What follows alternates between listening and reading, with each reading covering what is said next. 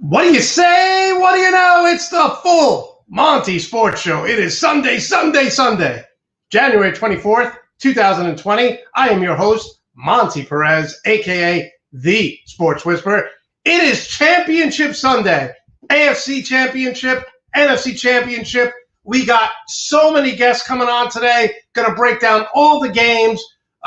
This is probably the best week in football throughout the entire year. It's the last time we have two games on a Sunday, so definitely enjoy it. I'm going to be making my special chicken and sausage gumbo for the big Packer game. As you can see, I am loaded up in green and yellow. I am loaded up in my Packer gear, my Packer mug.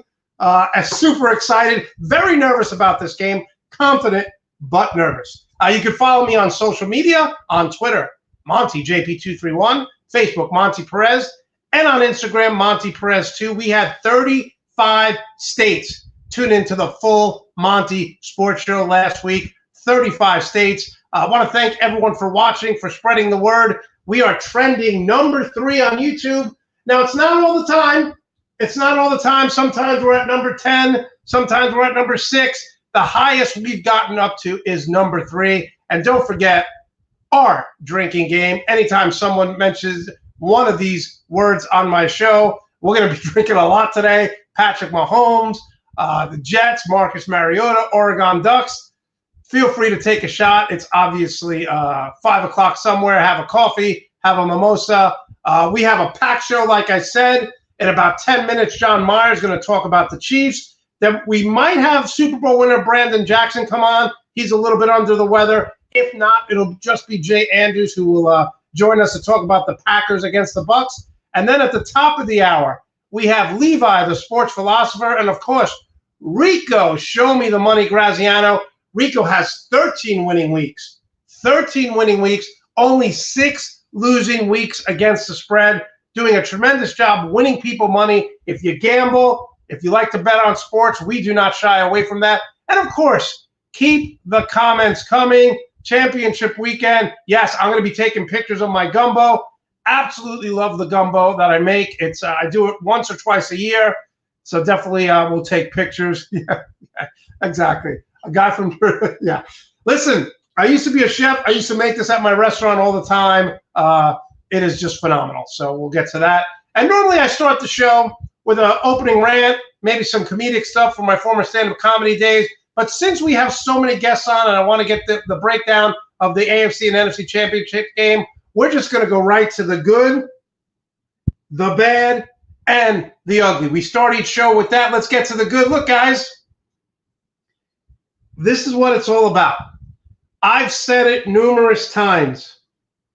Defense no longer wins championships. You got to evolve. It's an outdated concept. Yes, your defense has to be good. You got to be good situationally. You got to be able to put pressure on the quarterback on 3rd and long. You have to have at least one lockdown defensive back.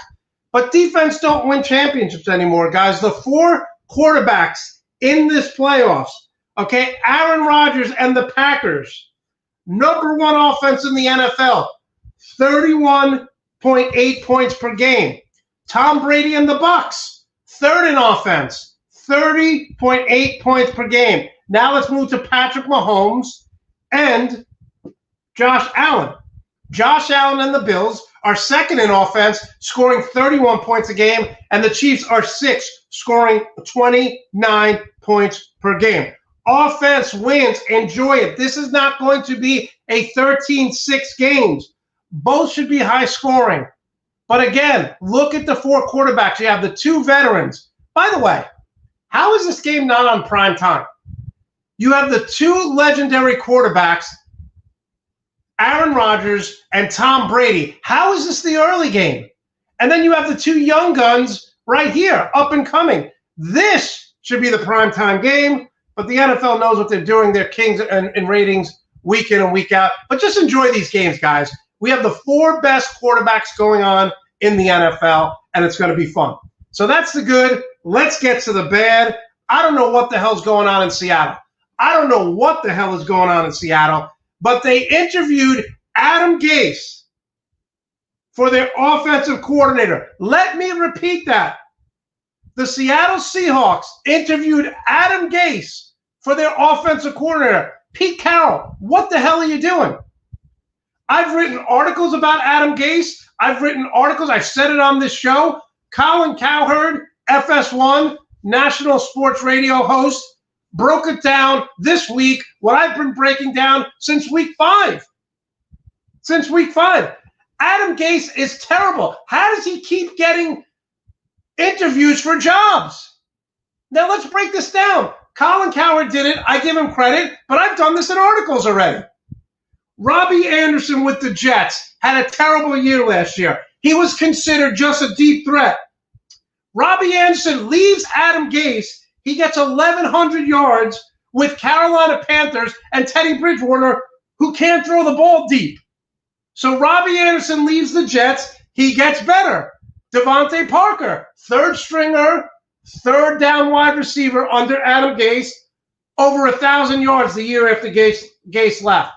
Kenyon Drake, Arizona, 18 touchdowns in 23 games, was terrible with the Dolphins. And finally, let's talk about this. Ryan Tannehill. Ryan Tannehill was going to be laughed out of the league when he was with Adam Gase. He sits on the bench and he's made the Pro Bowl. Why does Adam Gase keep failing upwards? Robbie Anderson said he wanted to quit football when he was with the Jets.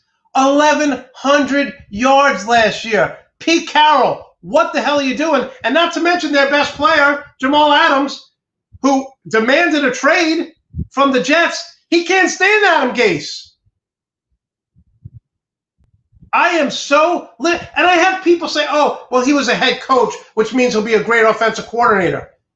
His teams were 30th and 31st the last 3 years he coached when he was the offensive coordinator. So don't tell me just because he's a head coach, he's going to be a success. That's ridiculous as a coordinator. He sucks. I'm tired of this guy getting promoted and getting interviews for jobs he's clearly not qualified for. So there's the good, the bad, and now the ugly. And look, I know I am not the type of guy, whether I'm in a relationship, whether I'm at work, I am not the type of guy who says, I told you so. I don't believe in that. But I got to tell you, I'm not the type of guy who says it, but I told you so. I told you so. Drew Brees was 19 for 34 against the Bucs with 3 interceptions. And I said this from the beginning. Do not trust this Saints team. Yes, I know. I'm bringing up Drew Brees. I'm bringing up the Saints. So go at it. Go at it. Drew Brees was terrible. And now we're hearing stories that he had a torn rotator cuff. I had a torn rotator cuff. I couldn't live for 6 months. If Drew Brees knew he had a torn rotator cuff and he kept playing, how selfish is that for the rest of your teammates? And to talk about the ugly, I'm done with Lamar Jackson. I'm done with Lamar Jackson. Against the Bills, he was 14 for 24, had a huge pick 6 at the end of the game. And I'm going to say something right now that really, really, really bothers me. And people don't want to say that. John Harbaugh is not helping Lamar Jackson. He's hurting him.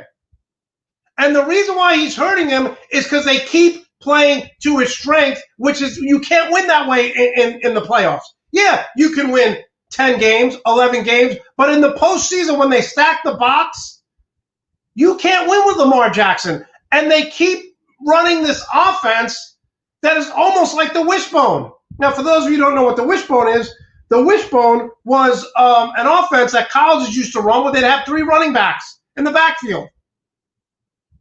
So I don't want to hear John Harbaugh is doing great things with Lamar Jackson. He's hurting him because the quarterback is limited. And you can't just run the ball in the postseason. The Tennessee Titans tried it. They couldn't do it. Lamar Jackson and the Baltimore Ravens have tried it. And when you need him to make a big play, he throws a pick 6. So I'm done with the Drew Brees love affair. I'm done with the Lamar Jackson love affair. And let me calm down. We're so early in the show, and I'm already fired up. Yeah, listen, I'm not gloating about the Saints, but I said it all year. We cannot trust the Saints. I'm sorry, my brother Peter, who's a huge Saint fan. I'm sorry, Laura, who's a huge Saint fan. You can't do it. You can't do it. Yes, and my gumbo is just as good as my famous chili. And yes, Allie, I will take pictures. I will take pictures of that. All right. There you have the good, the bad, and the ugly. Let's bring on John Meyer, our favorite guest when it comes to the Kansas City Chiefs. I got some Chiefs background for you, John. How are you this morning? I'm doing good, Monte. How are you doing today? I'm doing good. Listen, you got to be fired up. Third year in a row, the Chiefs are in the AFC Championship. Before we get into what's going to happen, I am actually disgusted. What is going on that the offensive coordinator, Eric Bieniemy, cannot get a head coaching job? Is he doing terrible in the interviews? Is it because everyone thinks Andy Reid is the key to that offense? I mean, Adam Gase is getting interviewed for an offensive coordinator job. I know Bieniemy's an offensive coordinator. I wanted the Jets to get him. What's going on? Your guess is as good as mine, Monty. It's ridiculous. There's been 12 confirmed job openings that he's interviewed for at this point in time. So a third of the NFL, a little over a third of the NFL organizations that he's interviewed for and hasn't received an offer as far as we know. It's just plain ridiculous. The D coordinator there in Los Angeles that got the Chargers job, how is he more qualified than Eric Bieniemy? Josh McCown looking like he might be the answer there in Houston. I get that Josh McCown's played for every NFL organization and has played for many coaches and has gained the knowledge, but he hasn't coached for 20 years like Eric Bieniemy has. And there's something very fishy going on here, and I can't put my finger on it. You would expect after three go-arounds that he would, be interviewing better at this point in time. And I just don't know what it is. It's crazy that he isn't getting the recognition that he needs to. Nagy, Peterson, they didn't call plays. They got jobs on their first go-around. And Bieniemy's 3 years into this interview process and still isn't getting offers. It's really weird. Just pointing this out, sometime during today's show, you have to show a picture of your baby. It's a tradition. But John, seriously, do you think it's because the credit always goes to Andy Reid? But I listen to players, interviews, offensive guys. I see them on the sideline interacting with Bieniemy. They're not going up to Andy Reid, high-fiving him, they're going up to Bieniemy. So it's not like he doesn't have a huge handle on this offense. Yeah, he does. And when you see the players gather, after a possession, it's always with EB. Andy kind of steps away and let's EB take control and take the reins there. And I don't know what it is. There's something wrong out there. Has he been blackballed like George says here? I mean, is there something we don't know? There were a couple of arrests when he was in college and early in his playing careers, but that's over 20 years ago. You can't look at any NFL coach and say that there's not a history there, and to hold it over his head, I don't want to race bait this. I don't want to, but you almost have to. It's not right. He deserves a head coaching job. The two of us have been discussing this since the beginning of the season, that it was a travesty that he didn't get one last offseason. With Mike McCarthy and Ron Rivera and all these other retread coaches. And I like Ron Rivera. I'm not trying to pick on Ron Rivera here, but there were Adam Gase got a job this last offseason, and Eric Bieniemy is still the offensive coordinator. As a Chiefs fan, I love that Eric Bieniemy is my offensive coordinator. As a human being, it's ridiculous. Listen, we're 10 minutes into the show, and I've said Adam Gase at least 4 times. So people that was on me. That was not on you. All right. So, one of the things Mike Krzyzewski once said this. He said he had such belief in himself and his coaching ability, but once he won the championship, all pressure was off. Yeah. We saw last week the Steelers head coach 2 weeks ago, Mike Tomlin, 4th and 2 in Cleveland's territory, they punt it. Mike Vrabel, 4th and 1 with the best running back in the league in the Ravens territory, they punt it. Andy Reid, 4th and 1 at the 15-yard line, goes for it with a backup quarterback. Get the first down, put the game away. Is this why they love him? Because he's just like, we're going for it.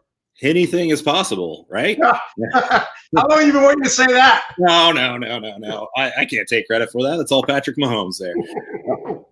So there's some testicular fortitude going on there. Andy has complete faith in this offense. And I want to see anybody who drops 9 into the box and has one-on-one coverage with Tyreek Hill to the boundary, stop it. It's not happening. That play, we can run it on 3rd and 1 and 4th and 1 all day long. And unless you're going to have somebody sitting on the boundary where Tyreek just runs up the sideline from that point, you're not stopping it going to finish a game. They ran it in Miami. They ran it against New Orleans. It's just one of those. But it's just more than that. Like, he has so much confidence and so much belief in what they're doing offensively that it's almost like, you know what? And I used to say this all the time. When I used to coach college basketball, we would practice situations. We would spend the last 30 minutes of practice doing 2-minute drills. 2 minutes left in the game, 3 minutes up, down 5. And during the game, I would tell my guys, whether we were up 3 or down 2, guys, we practice this. They have it.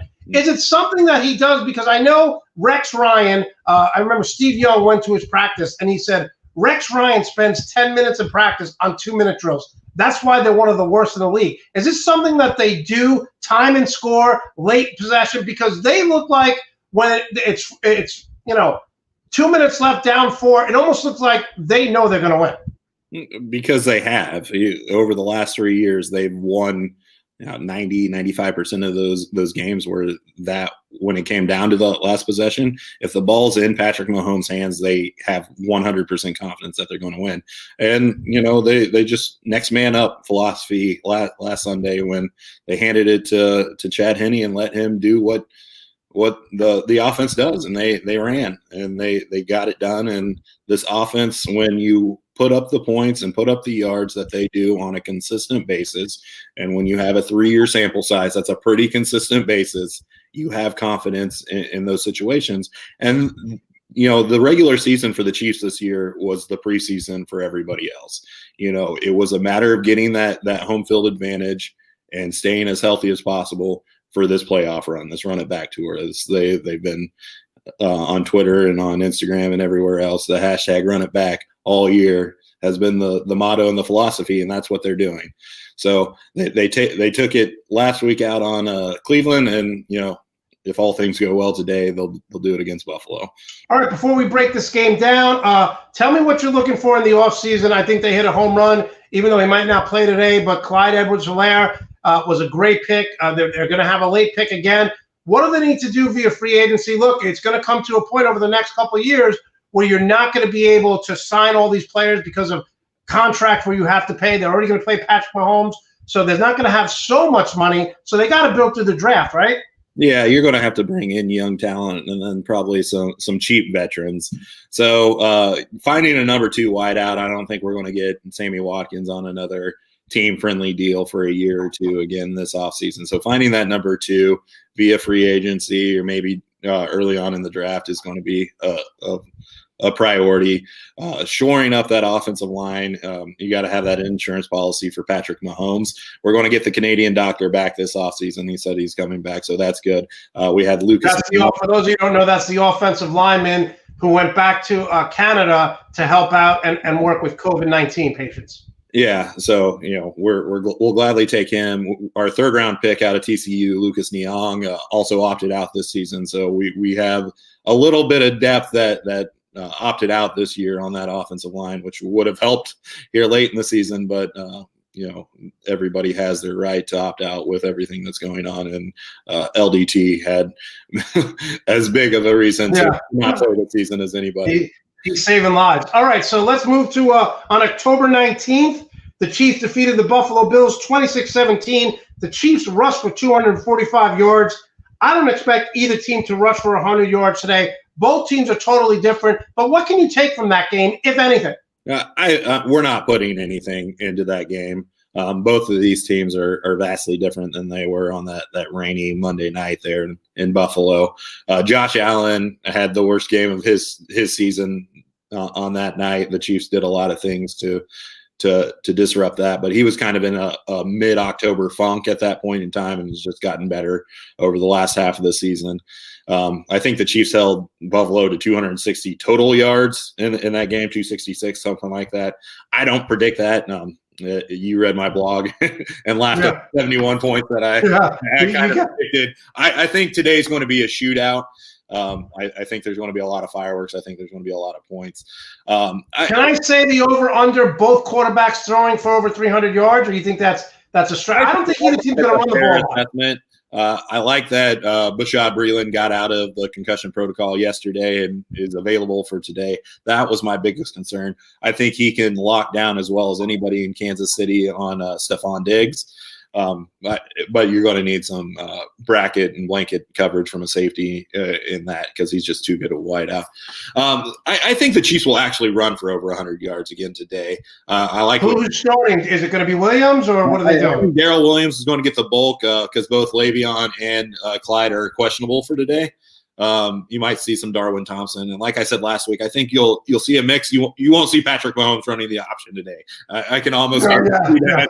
But I think you'll see some Mecole Hardman, some Tyreek Hill end arounds, maybe a little pitch out to them somewhere in that. Something a little creative that Andy's been holding on to all season. We'll see that today. But I think. Buffalo has a weakness there, and Kansas City always exploits the defensive weaknesses wherever they are, even if it takes out of their traditional game plan. Do you expect Patrick Mahomes to be a little bit limited at the start of this game? Do you expect any rust? What do you expect out of him regarding this? Because like I said, he's great at creating off script, but I don't think he's going to be that rusty, but some people say, with Tyreek Hill, Travis Kelce, especially Travis Kelce, who's a great route runner, Tyreek Hill kind of goes off script. Are you expecting him to be a little rusty here? No, I don't expect to see any rust. We talked about this a week ago with 3 weeks off that there was a rust. He had a quarter off. I know that toe, it was the biggest concern of me this week. Just something seemed off about the concussion protocol from the very beginning on Sunday. So the toe's been the big concern here in Kansas City. So like you said, he likes to scramble. He likes to take things off script. He goes off the cuff a lot of things. And just having the threat of being able to run is going to be able to allow Chiefs to keep some balance in the things that they do. Patrick Mahomes is a gamer, so I think he's going to play through it, whatever the injury. He's going to lay it all out on the line and do whatever he needs to do to make this team win. Can I ask why the Honey Badger has not gotten more national recognition when it comes to defensive backs, safeties? He may not be the best guy in an October game, but it seems like every playoff game he's getting an interception, he's causing a fumble. Why do you think people like Jamal Adams and others get more recognition than he does? Because like I said, every time it's a big game, he's causing a turnover, making a play. Is he the leader on that defense? Absolutely the leader on this defense. And I don't know where you're getting your media from, but he was a first-team All-Pro this year. So he's getting national recognition. But what I'm saying is when they talk about Minkah Fitzpatrick, they talk about Jamal Adams, it's almost like he's an afterthought to the national media. That's why he's an afterthought, because that's what I'm saying. The offensive side of that ball, and that the defense just does enough. And last Sunday was the first career postseason interception by the Honey Badger. So it seems like he's always around the ball. But he hasn't had that turnover in the postseason until last week, where he should have had a pick six along with that would have probably iced the game. But he's just so creative, and he's really transforming that safety position for a lot of the guys out there. Jeremy Chin, you kind of see replicating what he's doing out there, because he's playing this hybrid position where he can, put his hand down on the line and rush the quarterback. He can play that linebacker position when you want to go 4-3. He can roam around as the safeties, and the health of the Kansas City secondary has allowed that to happen over the last 6 or 8 weeks.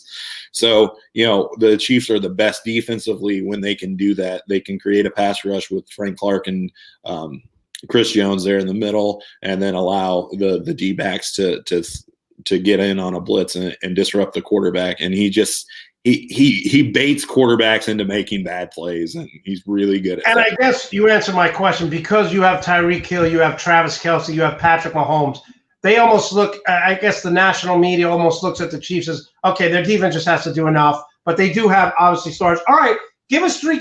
I find it interesting that you think the Chiefs are going to rush for over 100 yards. So give us three keys to this game for both, and give us a score and who wins.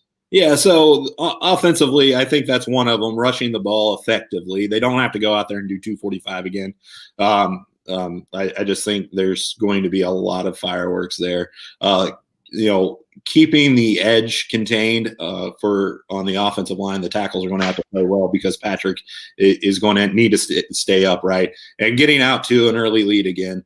Both of these teams can put up points, so I'm not really worried about a deficit, and the fact that Buffalo does not run the ball well at all, so I don't think they're going to take a lot of clock out there. So offensively, run the ball, protect Patrick Mahomes as always, and get out to that fast start like they did last week. I think will be successful for them. Defensively, contain Josh Allen. Don't let his legs be part of their offense, because he is their most effective runner that I've seen all year. Keep Stephon Diggs under 100 yards. He's going to get his catches. He's going to get. Are you worried about Cole Beasley going over the slot? I mean, Cole Beasley had over 80 catches. He's very tough on third down. He is, and the Chiefs are pedestrian on third down. So the Chiefs haven't allowed a real big play receiver to have a field day on them all season. Henry Ruggs, I think, had the best day against them in that loss against Las Vegas. But so, yeah, the wideouts for Buffalo, John Brown, Cole Beasley, Stephon Diggs, that's a formidable trio, and you're not going to stop them. It's just containing them the best. And we're going to have to get a pass rush. Frank Clark is going to have a big day. Chris Jones does his each week, week in and week out, just disrupting the middle, but we're going to need it from our defensive ends. Tano, Passanio, and Frank Clark are going to have to just really step up their game and make Josh Allen uncomfortable, because he is prone to making a mistake, maybe not throwing it, but if he holds onto that ball a little too long, he tends to fumble quite a bit. And if we can get there, Kansas City has hit the quarterback the second most of any team in the NFL. So yeah, it's not always about sacking them. It's putting pressure. We were talking about making it uncomfortable for them, and that I think if the Chiefs do that, they'll be successful today. We were talking about the honey badger here. I don't know what Elsie is saying here. A girl in grad school was a honey badger, and she was nuts. I don't even know what that means, but that's the honey badger right there. If they put a spy on Josh Allen, right? For those of you who don't know, a spy is someone who just waits, and when the quarterback rolls, his whole job is to just keep the quarterback in front of him. Do you expect them to do some of that today? Yeah, absolutely. That, like I was saying. And who would it be? Who are they going to have him spy on? Uh-huh. I think Cole Beasley might be one of them.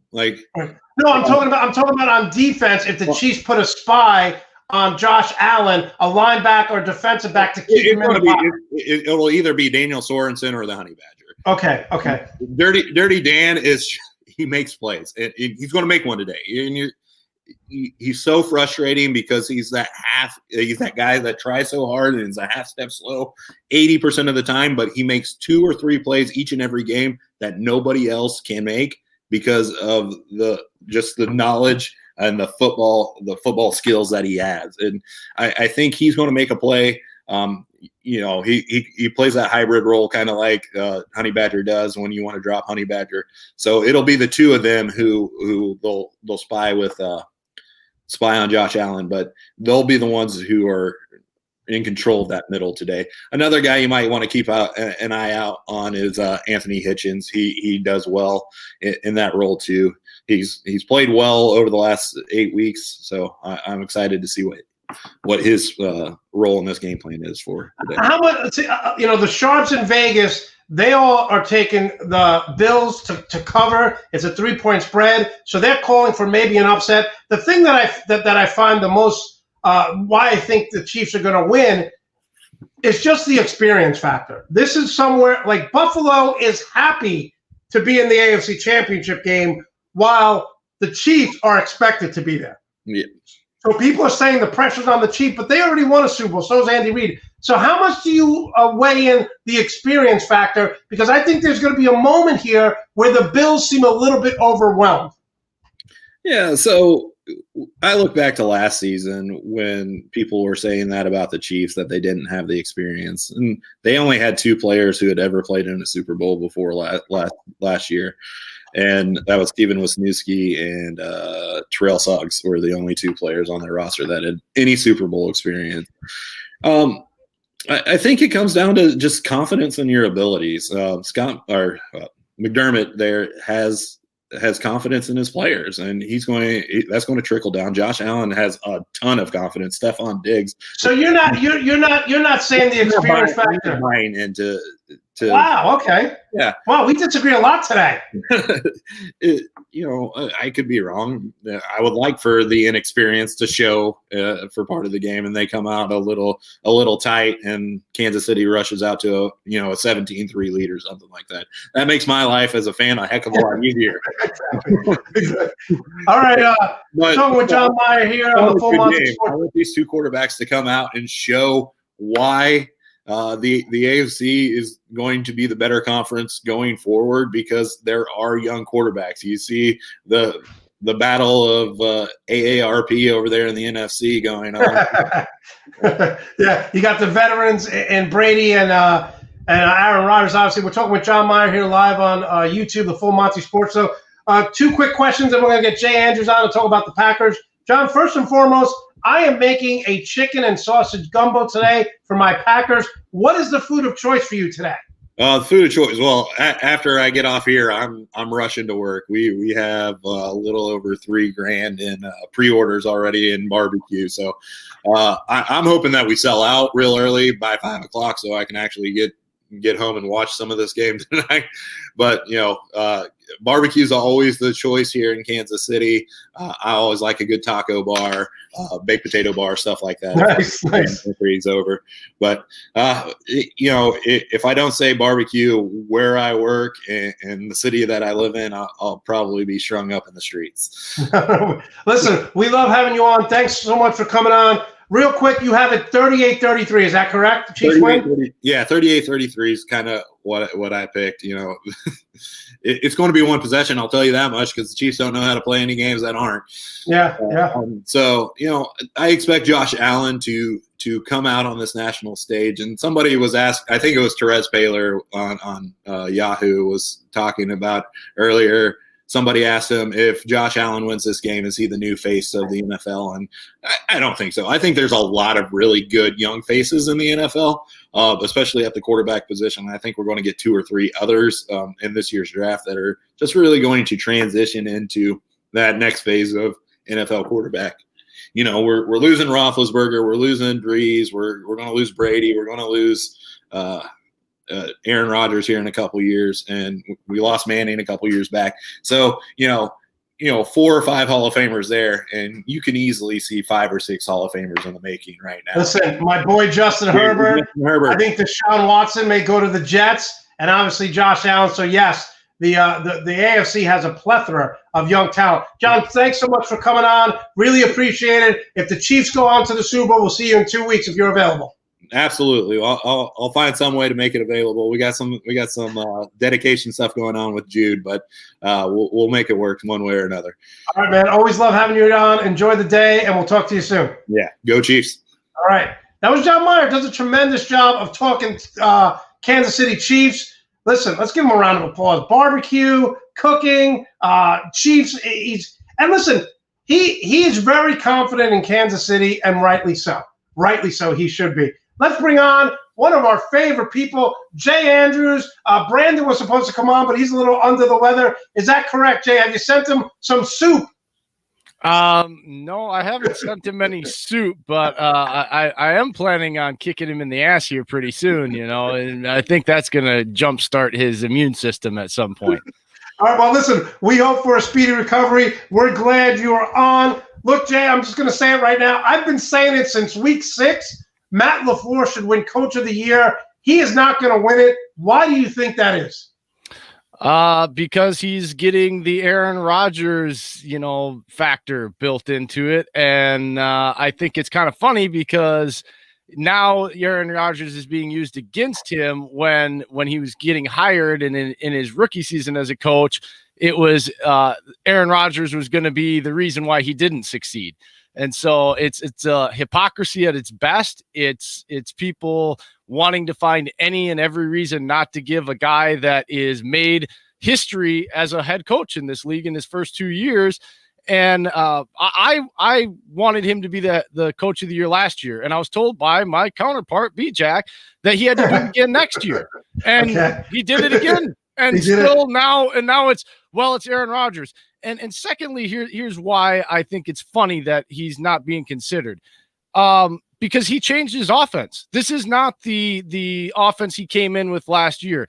He was smart enough and humble enough to sit down with the quarterback coach, the offensive coordinator, and his Hall of Fame quarterback, and they built this offense.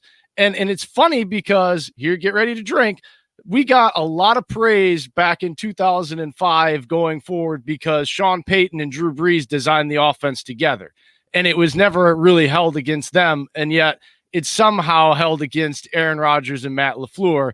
And for a guy that was said, oh, he's going to get eaten alive by this quarterback because he's a bad leader. He's a bad locker room guy. His family doesn't like him and this and that and all these negativity about his personality. And yet here we are, 13-3. You want to talk about Chiefs run it back? Well, the Packers basically have run it back. They're back in the NFC Championship game despite the lack of weapons, despite the unwillingness to draft him a wide receiver and get him, quote unquote, help. And we're here again. And yet he's more efficient. The defense is better. And what reasons do we have? I can't see or hear. I don't hear a legitimate one yet. And yet he's not going to win it again. So if I'm Matt LaFleur and Aaron Rodgers, we'll just do it again next year.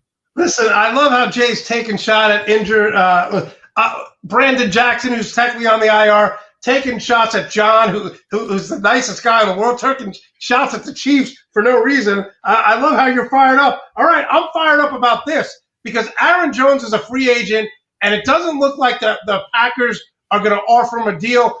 I already know the Jets are interested in him. The Bills are interested in him. What do you do if you're the general manager? Because I love this kid.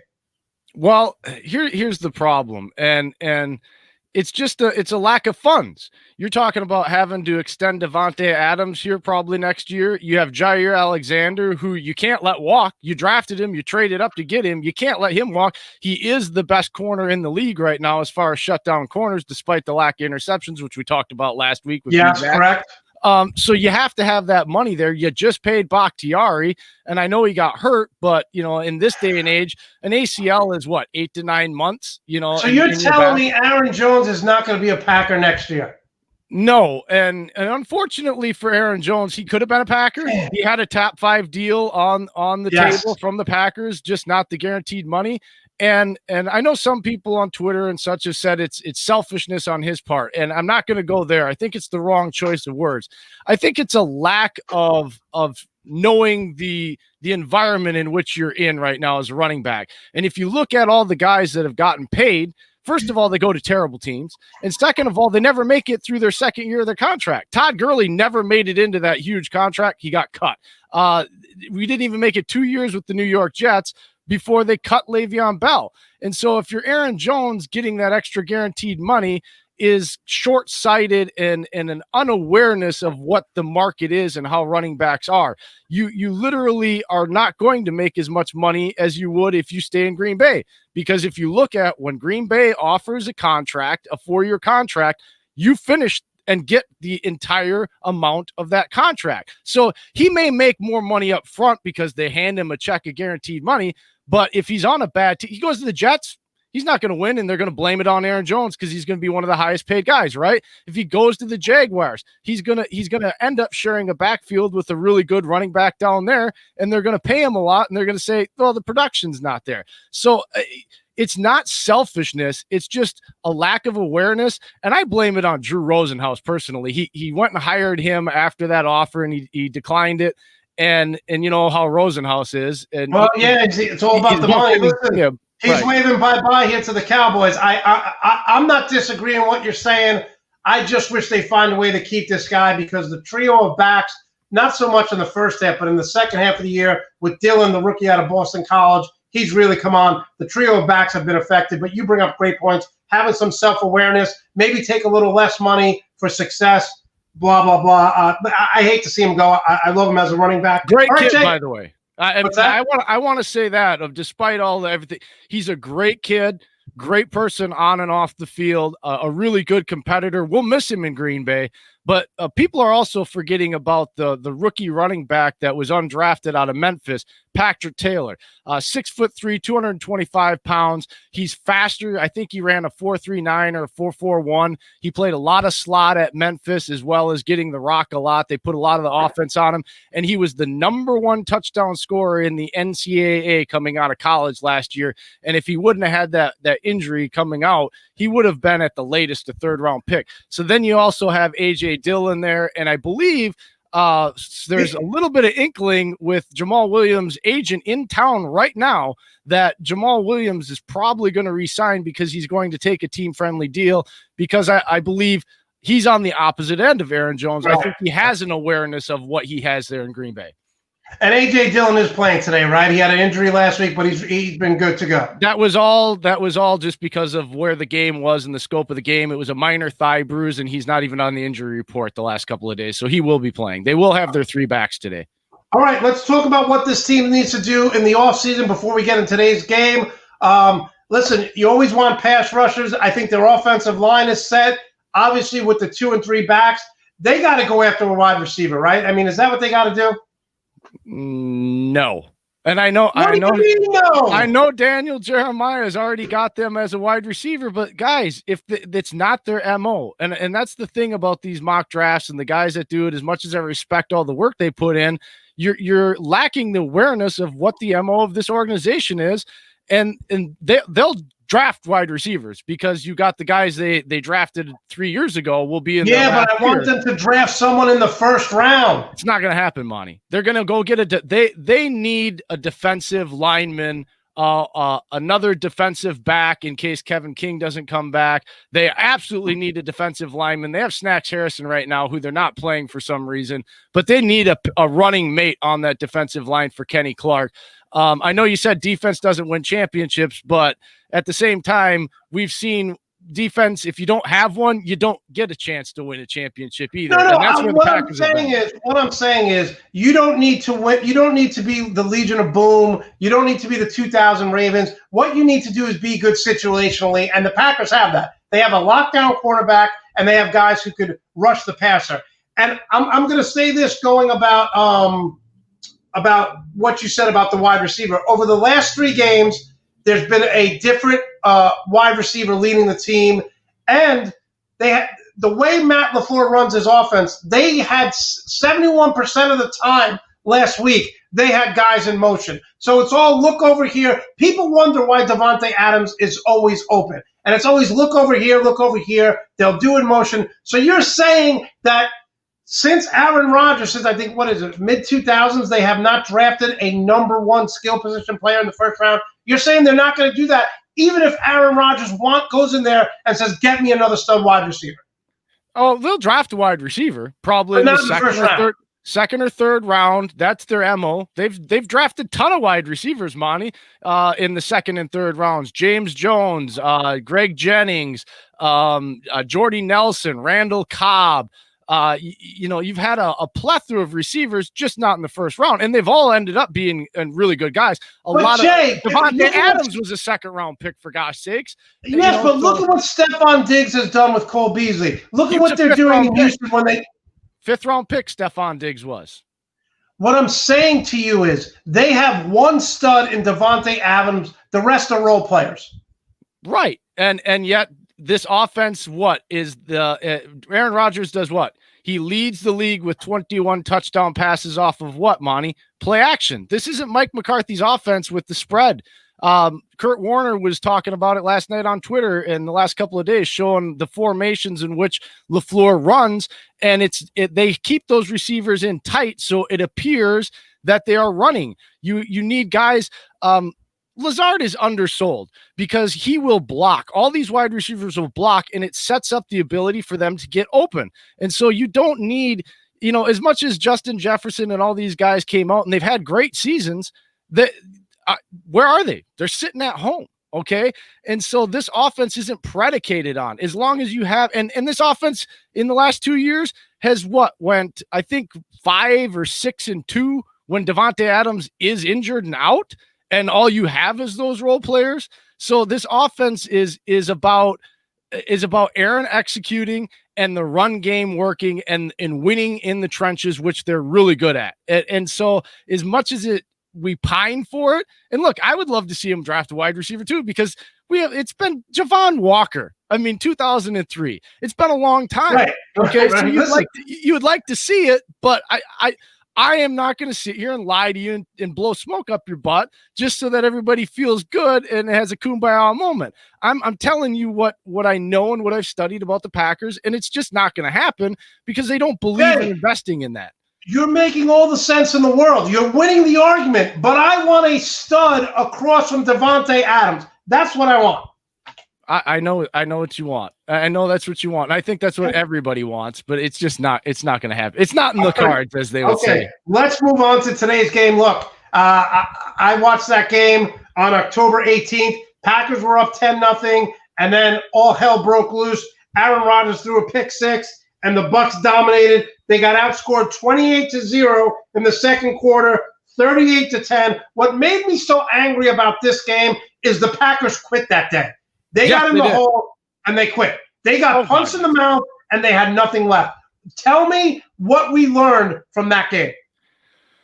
We learned that they had a lot of room to improve. They had a lot of growth yet to go through, and I think they needed that game, Monty. I think that was a reminder a little bit of a stinging motion of what happened to them last year when they went to week 12 or week 13 and they went to the 49ers and got smashed in the mouth, and they got to meet them back up again. And they watched that game last year, the NFC Championship game. So I think as hard as it is, I think you can look back at that, and I think that game is the reason why they're here today. And they needed that to remind, they were smelling themselves a little bit. They were 4-0 coming off the bye. Everything was hunky dory despite the no off season, and I think that game was something that needed to happen to him. And let's be real, Aaron Rodgers threw one of the worst passes of his career I've ever seen in his 16 years in the league in that pick six. He never throws that ball late inside. That's a ball that either Devontae gets it or it's out of bounds. And he threw it late, he threw it short, and it inside, and it was a pick six. And then again, he missed Devontae, laid across the middle and slightly behind him for that deflection, and it almost went back for another pick six. And that's when I started screaming at the TV and got kicked out of my living room because I saw it in Aaron's face. I saw it in his shoulders. It was like watching a kid come up and the air blow out of his balloon right in his face. And they were donesy from that point on. The offensive line was just, they weren't blocking anybody. The Bucs were able to do whatever they wanted on both sides of the ball. And also you had two linebackers that weren't playing in that game on defense, as well as they had Josh Jackson in there instead of Kevin King because he was out. And Jackson is not playing anymore. You have Chandon Sullivan Also, Will Redmond, it was there playing a lot of snaps, and you now have him out according to what they practiced this week with the reinsertion of the old elder statesman Tramon Williams coming back and taking his snaps. So Chris Barnes and Martin, Kamal Martin, and also Kingsley Kirksey, who was on IR at that time, they have really reshaped this linebacking core, and I think is going to make all the difference in the world in this game. There's a lot of differences in this team, whereas the Bucs they've been playing well, but where is the transformation in them? Really, I mean, despite the fact that they won last week, that wasn't an impressive win in a controlled environment against, if they don't get those 4 turnovers, that's a game that probably goes a runaway the other direction. They were getting run on, and so one side, on the Packers side, I see a completely different team, and this side I see a team that's very similar to that Week 6 team. And Monty, there's just a lack of when you're head coach, because attitude reflects leadership. I believe that completely. And you've got BA coming out and talking about Brown not being ready for this game, but he'll be ready for the Super Bowl. You've got you got Levante David tweeting out after that Week 6. They didn't belong on the field with us. They're going to have to prove they earned our respect. You can say what you want, but you're not at your house anymore. And now, this listen, is the same team. I brought this up a few weeks ago, and just when I was in high school, we lost my junior year. We lost 3 times to the Woodridge, this basketball team. We lost twice in the playoffs, and my whole off season, I had pictures of the Woodridge team. I was obsessed with beating them. We go in and we play them Week 5. We win. I scored 25 points. It was probably the greatest moment in my life because I was so focused on redemption and getting back. I think the Packers went in there cocky. They got punched in the mouth and they quit. I think the Packers are a little bit hungrier. They're at home. I think the Packers have a swag now that they probably didn't have. But here's what I'm concerned with. Cameron Brate had 50 receiving yards last week against the Saints. Tom Brady threw to 9 receivers last week. You can't lock down one guy because they're 2 or 3 deep in every position. They're 2 or 3 deep at running back. They're 2 or 3 deep at tight end. They're 3 deep, 4 deep at wide receiver. Does this concern you? No, because honestly, when I look at player for player across the board, this Packers team is better than the Saints are. I know the Saints get a lot of hype for what their defense is and what they are, but when you start breaking it down, I'll take the edge rushers over theirs. I'll take Rankins and Clark. To me, I'll give you a tie there. They have great speed. The right. Bucs do. George brings us up at the linebacker position. They go sideline to sideline very well. Yes, and that's the other thing here is they also didn't look very well when they were getting run up on the gut. So you don't play to their strength. I don't want to see the stretch run, and that's really not what this is. It goes back to last year. This offense was always predicated on the zone stretch, the outside play. And when LaFleur figured out this offense and this team wasn't built to do that the way that these other offenses around the league that are running this style, he changed it to inside zone, and we've seen the effectiveness. You have an all-pro center and what should have been an all-pro left guard playing in the middle there and just eating them up. I mean, who is as good as Aaron Donald on the interior of this defensive front?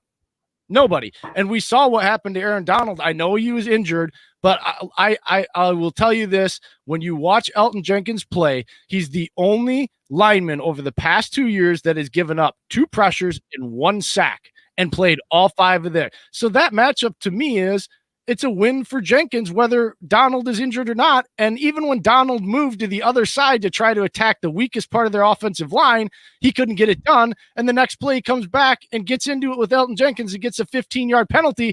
And that, Monte, is when they pulled him off the field and started to say he was injured and needed to be played. He and Jalen Ramsey, all this hype about him. He threw a fit like my kids did when they were 3 years old, and I wouldn't buy him Swedish fish at the grass. When Devontae Adams went in motion and scored a touchdown. Jay, you are way too confident today. I'm a nervous wreck, and I'm never nervous for a game. I'm not confident. I just feel this team is different this year, Monty. It's got a different feel. Aaron Rodgers has never been happier. it wasn't that he wasn't happy last year because he was finally out from Mike McCarthy, but there was a lot of processing and thinking and learning going on. And because he helped build this offense, there's a comfortability, a confidence in everything that he does, a confidence in he has all the answers when he gets to the line of scrimmage. He has complete freedom. For all that was made about, is he going to be able to audible or not? He doesn't. It's not about audibling. He can call whatever he wants. Whatever he wants, and it's not going to get in LaFleur's craw. And so that feeds the defense. All right, and the defense has a redemption story this year. And I think we started to see it build going back to the huge matchup in week 16 and how they handled the king of rushers in Derrick Henry, and then repeated that with a really good rusher who's number 5 in the league in Montgomery. So this team just has a different feel. Last year I was like you. I was a nervous wreck, and it had to be perfect. We had 7 drops, and I believe this is the first team in the playoffs to win by 14 points or more with 7 drops on offense. So now listen, Jay, I have the Packers winning 34-26. Give us a score, then we're going to get Levi and Rico on. I'm talking with Jay Andrews here from 32 Pot, and Jay, you join us for a little bit of the next segment as well. Give us a score and prediction. I got it 27-24. It's going to be cold out there. This isn't a blowout. I'm not going to sit here and as confident as I sound. You still got to respect the Bucs. They're a good team. They have a lot of good players across the board. They have good defense, good offense, and they've got a trigger man that you're going to have to force into mistakes. He's not going to do dumb things like some of these younger guys tend to do and might get away with it because it's a dropped interception or something. You're going to have to play very smart. You're going to have to be patient. And so I think this is a field goal game, and the Packers come out on top at the end of the day. And what's your food of choice during this big game? We make it simple. I used to do a lot of cooking because I was a chef for 24 years, like you were, before starting my own business. And so I used to do a lot of cooking, a lot of big spread. Now we go with the different buffalo wings. We've got a fruit and veggie spread, and then we just go with the old frozen pizza, man. Pop it in and eat it. We're going to do nachos today, and as soon as this show is over, I'm going to be posting pictures. I said it earlier, chicken and sausage gumbo that I'm making for my entire family, so it should be fun. Let's bring on Levi, the sports philosopher, and Rico, show me the money Graziano. Wow, we have so many nicknames on this show. Rico, Levi, where you got? We'll start with you, Levi, because you are a Buffalo Bills fan. Where are you watching the game? I'm watching it with Rico today at his house. You don't think the Steelers gear is going to bring you bad luck? No. Only good luck. Right. That's right. All right. There's a few questionable calls in that Browns game. I'm still a little upset about.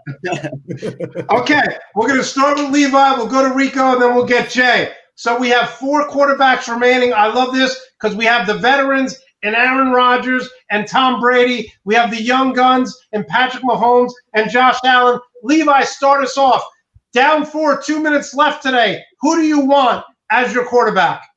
Normally I would say Mahomes, but because I'm not sure how his toe is, I'm going to go with Rodgers. Rodgers has just been playing out of his mind, and he's done it time and time again. So I would go with Rodgers.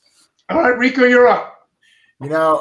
Thinking about it, I keep thinking about when Aaron Rodgers against Dallas, that one throw on the sideline, how perfect that was in the playoff game. But when it comes down to the last drive, how do you not go with Tom Brady? I mean, there's no other quarterback I'd rather have if I have to give him 4 downs to go down the field as Tom Brady. He's proven it time and time again. I just don't see how somebody could stop him with 4 downs. So you're taking Tom Brady over the other 3? Yep. All right, Jay. Easy. Well, I mean, come on. This is Aaron Rodgers, bar none. And Rico, as much as I love you and I always got your back, you're my boy. I mean, come on. Tom Brady, if it comes down to 3rd and 2 and there's 12 seconds left and he's out of field goal range, do you really want him with the ball, or would you rather have the king of the Hail Mary that has done it not once but twice in the same playoff game to bring it to overtime? I mean, I'll take the kid with the rocket arm that throws the best Hail Mary pass in the history of this league over the guy that, if he's not in field goal range, we've seen would probably have more Super Bowl losses than Super Bowl wins. I've never seen Rico does have nothing to say. Although I like this Batman and the glad that he loves me. What about this? This is true. It's never over. We're already looking at the draft. We're looking at running backs. We got a lot going on here.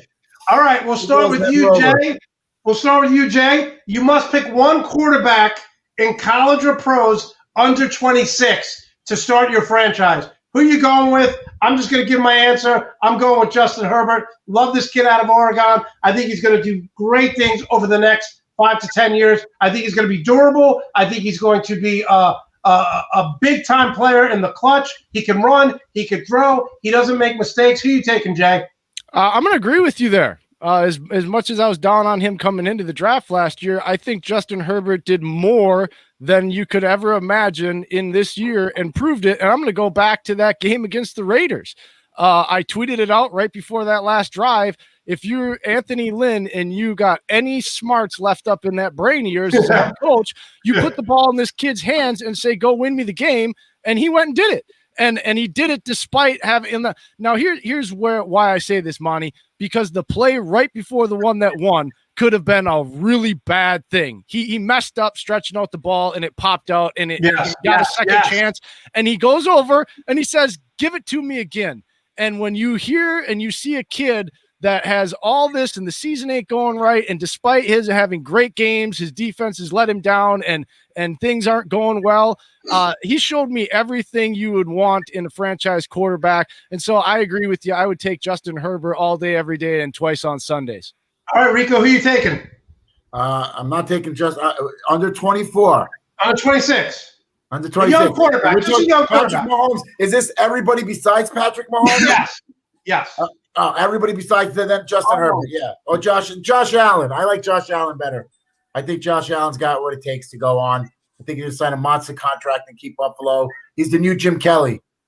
Rico, is your facial hair, do you have a trimmer? Because it looks like it's a 5 o'clock shadow all the time. Do you just not shave starting on Thursday? Shadow, yo. That's the way I am. That's the way I'm rolling. So do you trim it? This is my new look. Yeah, I'm not a fan. It's called unshowered. All right. Is it a shocker that you're going to take Josh Allen? No, I'm going to take Josh Allen, but it was a shocker to me that nobody took Mahomes, but I didn't realize it was anybody besides Mahomes because Mahomes is under 26. But other than Mahomes, it's Allen for sure. He looks to be on a trajectory that is going to be towards greatness. I think Rico looks angry because he's up early and he's annoyed when he can't sleep in. Is that right? No, you know what it is? Everything Jay says. Last week when I bet Green Bay, my friend goes, are you betting Green Bay because of those guys over there? I said, no. He goes, I know they make a good point, Rico, but you know what I'm saying? He's like, they're Green Bay fans. Of course they're going to make a great point that Green Bay's going to win every week. So you have people attacking Jay and Brandon after the show. No, actually, my friend made a good point. He goes, what is he, the tool time guy? I said, what do you mean? I said, what do you mean? He goes, you never actually see what Jay looks like. You only see his eyes. Right. But you know what's so funny? It's a great mystery. We've been on Jay's show. He's a good-looking guy. You see his face on his show. He just covers it up on our show. You know what? Hey. There's always if you want people to tune in, you got to give them some mystery, Monte. It's all about marketing, baby. It is, right. Monte. You give it Finally, all. Jay, before we let you go, Jay, out of all the young coaches and all the new coaches coming in, I wanted the Jets to get Eric Bieniemy, but I like Saleh. I think he'll bring some credibility. He actually brought Matt LaFleur's brother to be the offensive coordinator. Is Urban Meyer a no-brainer to win 7-8 games in Jacksonville with Trevor Lawrence? No, I think if you listen to Urban Meyer talk in that opening press conference, and he was directly asked, what are you going to do if you have a season, that you're not used to where it's losing? And his response was, well, I'll keep monitoring that. Look, Urban Meyer to me is the most overrated college coach ever. Every time he had a championship, it was off a stacked team. And the minute he had some adversity, suddenly his heart hurt. And he had to retire, and he bailed. He bails all the time. He bailed until another program that was already set, built up, and ready to rock and roll came, and then suddenly he didn't have the anxiety and heart issues. And the minute that program's players started to go to the NFL draft, those same issues came up. I don't think he'll last 18 months in Jacksonville before he has to go because of medical issues. I think it was a terrible hire. One of our counterparts on our show, Matt Hamilton, the Good Morning Football producer, was absolutely just dying that they sat around and waited. And just to make a quick point about Bieniemy, my sources tell me it's about the interviewing process and that they are giving Andy Reid all the credit here. And so if I'm Bieniemy, I think after this season, I step away from Kansas City and find somewhere else to be the offensive coordinator. And because I don't think I think B-Jack said it best. I don't think he's ever going to get a shot as long as he's working with Andy Reid. And it's an absolute travesty because let's be real. Matt LaFleur didn't have a great offensive statistics coming out. And the kid that got the job out of Tennessee this year wasn't exactly proving that his offense could win it in the big moments, and he got a job. So to me, I think it's asinine by GMs, especially when you're going to talk about Adam Gase getting another run. You're going to have people give Marvin Lewis, interviews. Bieniemy not getting a job at this point is asinine to the 10th power. I don't get it. And if I'm him, as much as as great as it is in Kansas City, I think if I'm him, I just gracefully bow out and find myself another place to go, because otherwise I just feel like he's never going to get a shot. And, you bring up a great point. And what I've mentioned this on the show numerous times. Adam Gase failed so miserably in his interview with the Jets, but Peyton Manning called Woody Johnson, the owner, right after, because Adam Gase called him and said, man, I screwed this up. They gave him the job based on Peyton Manning. Now, if Eric Bieniemy screws up the job and they call Andy Reid, Andy Reid's going to say hire him. And Andy Reid has a lot more pull than Peyton Manning when it comes to hiring coaches. Jay, love having you on. When the Packers get to the Super Bowl, we'll have you and Brandon Jackson on. How can we follow you? How can we support you? And tell everyone about the bet. Did you come up with what you're going to do if the Packers lose to your guest who's on last week? What do you have to do if the Packers? What do you get if the Packers win? What do you get if the Packers lose? All right. First of all, we had Carmi Vitale on, who works for Bucks Digital. She's a real great reporter.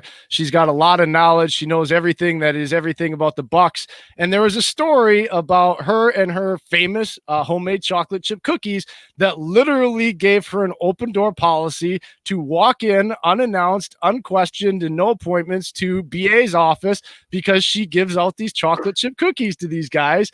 And she actually had Kay Adams fly back from Tampa Bay a couple of years ago and brought Matt Hamilton these cookies all the way to New York. And so they were so talked about. I made a bet with her that if the Packers win, she has to ship me these cookies. And she had a hard time coming up with it, but her friend and another guest of ours, Paige, she is the CEO of Draft Network.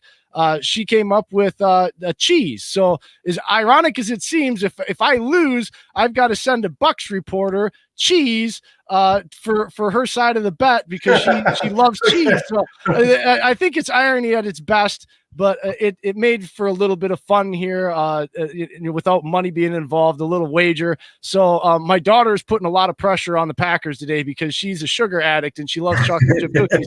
So she's going to be awfully mad if the Packers don't win, and I think they might get a letter because she's going to miss out on these great chocolate chip cookies. Jay, how can we follow and support you?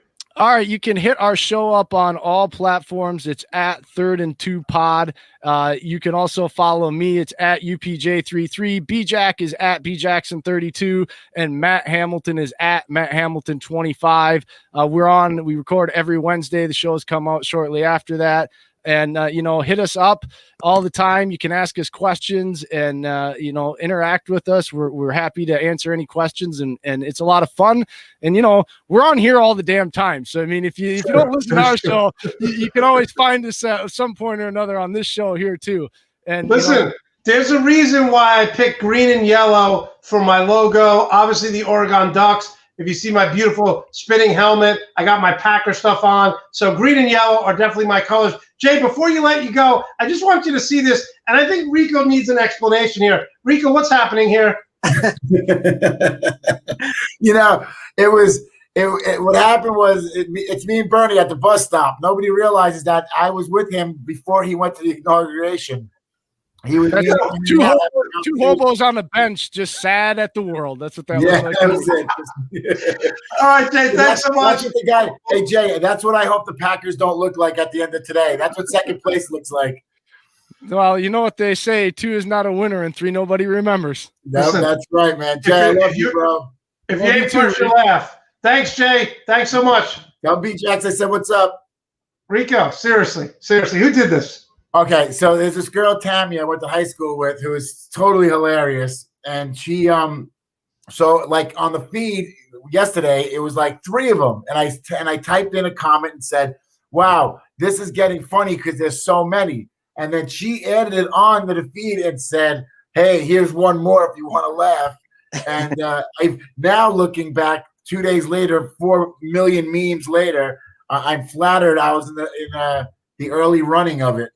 It's amazing. It's like, and you really look like you're sitting next to each other. Like a tremendous job here. Just a tremendous job here. All right. The only thing is that there's no 6 feet apart, so you know that didn't just happen. It was but he's wearing a mask. He's wearing a mask. Yeah. I'm the Republican in that picture, it looks like. All right. Let's get the Bills' background up. Levi, I know you like to talk about a lot of things. You're the sports philosopher. But before we move forward, what are the Bills doing this offseason, win or lose, to improve this roster? I think we need to start at the linebacker position. Matt Milano's been pretty good since he came back, but that's definitely something we need to work on. And offensive line. Offensive line is always something you can improve on. There's a lot of good offensive linemen that are free agents. So that's what I would personally be working on. I know there's some good running backs out there too, but I'm okay with Levi, would you go after Aaron Jones in free agency? Because it doesn't look like the Packers are going to sign him. I love him as a dual threat running back, or would you rather spend your money elsewhere? I love him too, but we've already spent 2 pretty high draft picks on running backs, and it seems like Josh Allen is our running back. So I don't want to. Levi, we saw this with Lamar Jackson. You cannot win a game consistently when your quarterback is the leading rusher. You can't do it.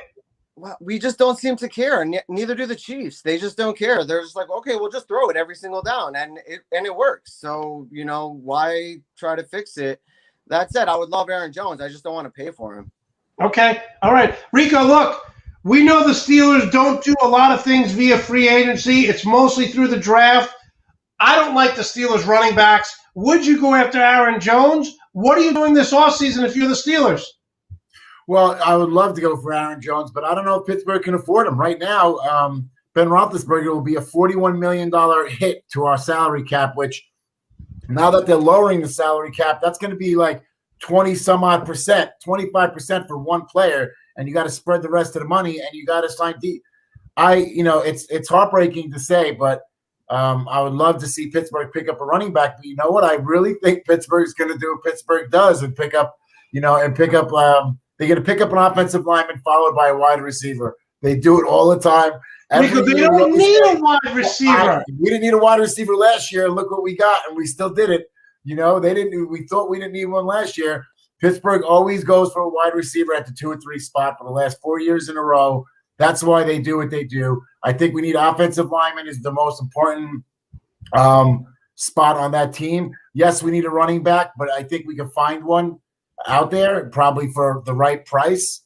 Of course, we love Aaron Jones. Aaron Jones is probably a top 3 dual threat running back in the NFL. And you guys who have no running game, neither one of you want him.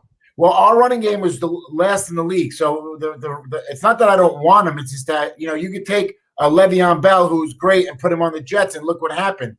If you don't have the guys to block for him, you can get the greatest running. Deion Sanders is the only guy who was a great running back with no offensive line. You mean Barry Sanders? No, Barry Sanders. Thank you. Not Deion. Deion Sanders was defensive back. Okay, Levi, let me just bring this to you right here. Josh Rosen was drafted by the Arizona Cardinals. They had a rookie quarterback. After 1 year, they said it didn't work. They bring in Cliff Kingsbury. They get Kyler Murray. I don't care that you drafted and spent money on your 2 running backs. They're not working. It's not just about that. It's about, look what happened to Zeke. Zeke is still great, but when he lost his offensive line, he looked pretty bad. So to me, I'd rather invest the money on an offensive lineman and make my third round running back look decent rather than spend crazy money on an elite running back who has no holes to run through. Okay, all right. Listen, I hope the Jets get Aaron Jones because I think they're going to keep their number 2 pick and draft Sewell, the offensive lineman out of Oregon. All right, Rico, I'll start with you here. If you're the Jets have, I think, 7 or 8 draft picks in the first 4 rounds. Do you trade 3 of those picks, which they got for Jamal Adams to Seattle? Do you trade those picks and get Deshaun Watson, yes or no? No, he's not worth 3. I don't think I think that the price for him is way too high. Wait. Before you go, let me just say, the Jets got 2 picks for Jamal Adams, 3 picks. So you're telling me if they give away those 3 picks, they keep their number 2 pick and get the best offensive lineman out of Oregon and get Deshaun Watson, it's not worth it? He's going to be better than Justin Fields. He completes 68% of his passes. He's a playmaker. What do you mean you don't give up those picks? Picks don't work out. Look at Marcus Mariota. Look at Jameis Winston. This is a proven commodity in Deshaun Watson. You know, I don't like to be talked into things, but you make a really good point. But again, you're bringing a great player to a subpar. If saying subpar is giving them credit, they're not a good. They have 2 wins and both of them were flukes.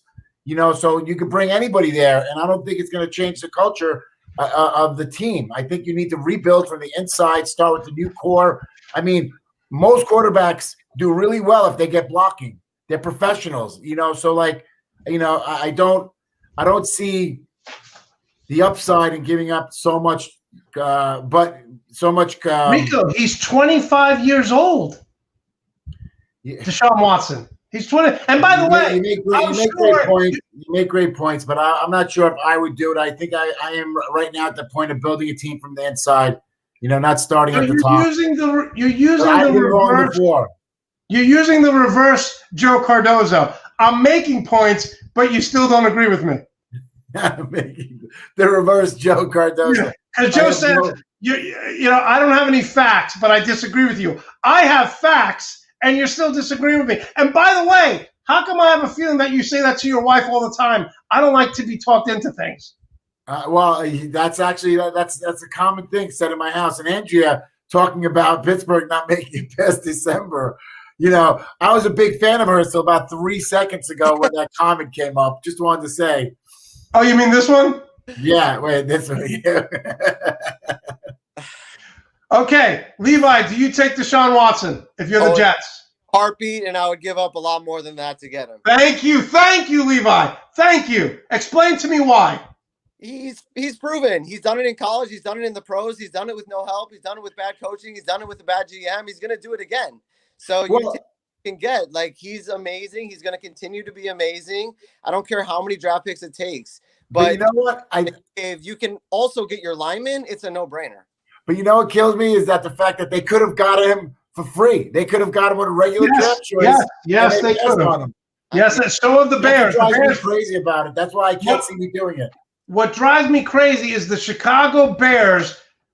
They took Mitchell Trubisky from the ACC North Carolina when they had Deshaun Watson in the same conference. And they said no, even though he dominated Nick Saban after Nick Saban had back-to-back championship games. Nick Saban had 8 weeks to prepare in those 2 years. And Deshaun Watson, even though they lost his junior year and won his following year, he was the best player on the field. Nick Saban couldn't stop him.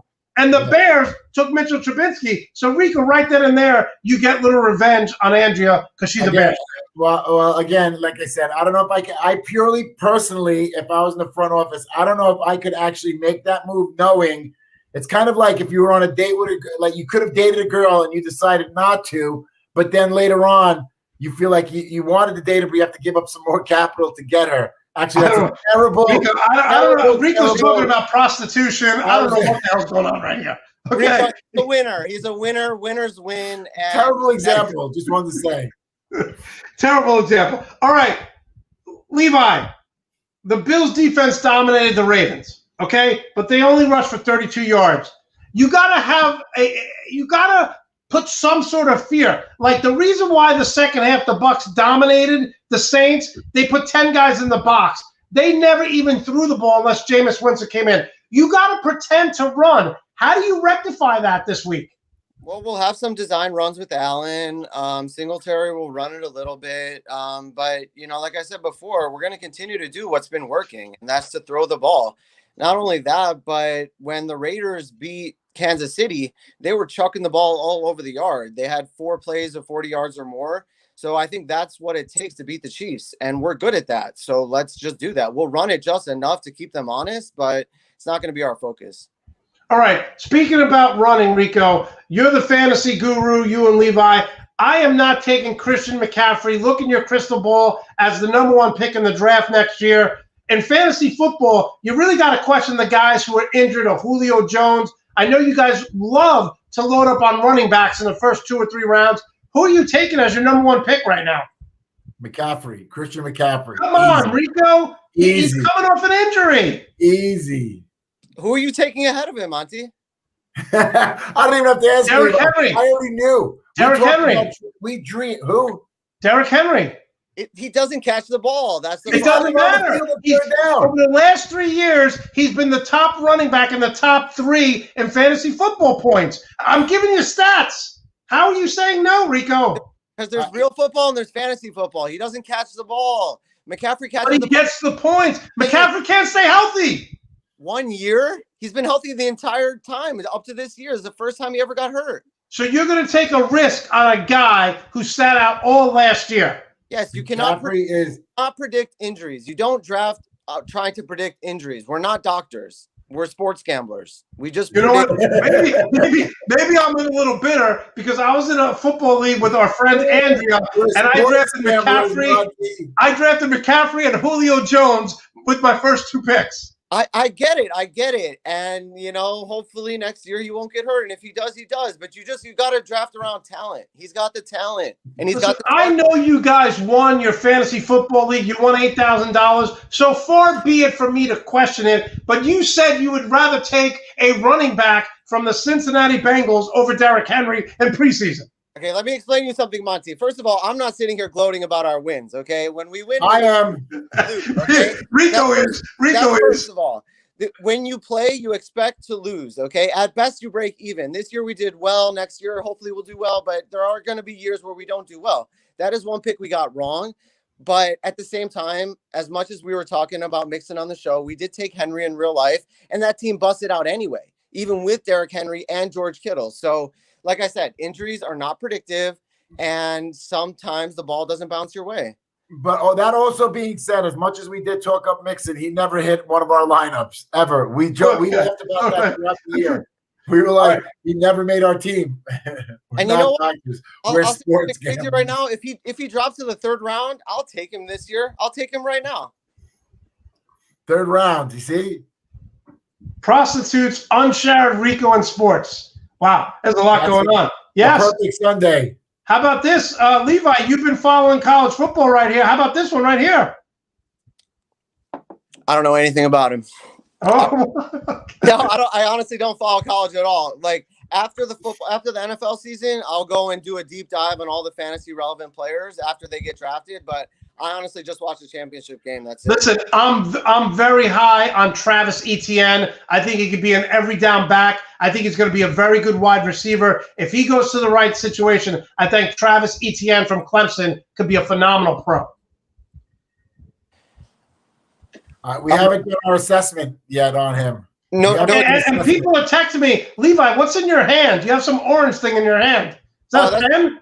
That's my Carmex. Why do you have that?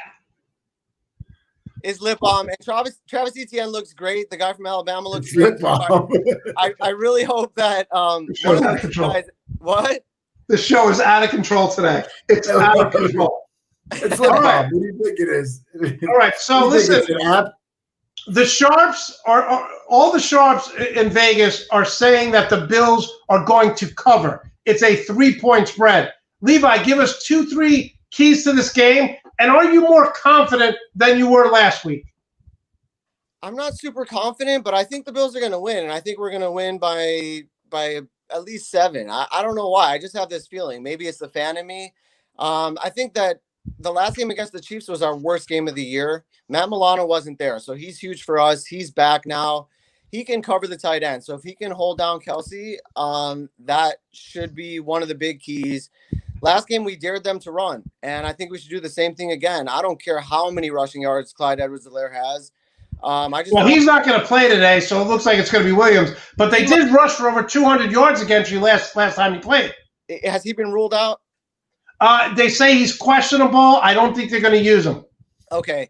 It doesn't matter. I'd rather them run the ball like crazy. The other thing is we didn't blitz at all, not one time last game. I would blitz the hell out of them, and let's see how Mahomes' toe is doing. Like, let's see if he can evade the rush, because as we know, he's the best when he's evading the pressure, throwing on the run. There's nobody better than him, but that toe turf thing is no joke. So let's test him, see how good he actually is.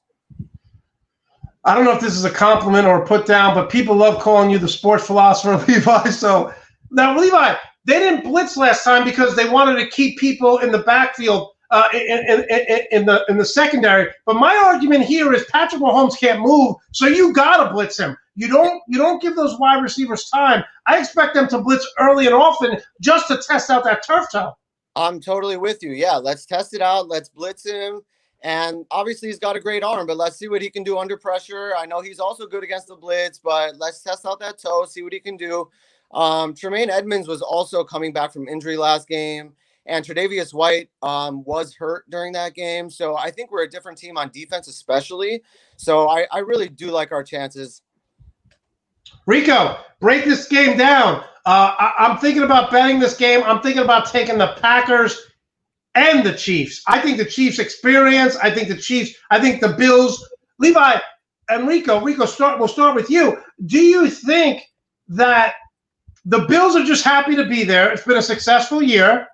And the Chiefs are like, this is just another day at the office. Do you think the experience weighs in here? We had John Meyer on and said he didn't care about that. Well, I think that's the reason why the Bills have a little bit of an edge. You have, KC coming in thinking who they are. And then, they feel really well as a team because how good they did at the end of the game. Well, they think they did good at the end of the game against the Browns, who are the Browns. Let's not forget who they played last week and barely beat was the Browns. So, the Bills are a much better team than the Browns. And I think when it comes down to it, I'd rather have the guy who's full of piss and vinegar before I'd rather have the guy who thinks he's the old pro coming into the game. So I think coming into the fourth quarter, the Chiefs are down by 10 and everybody's waiting for the magic comeback, and it's not going to happen.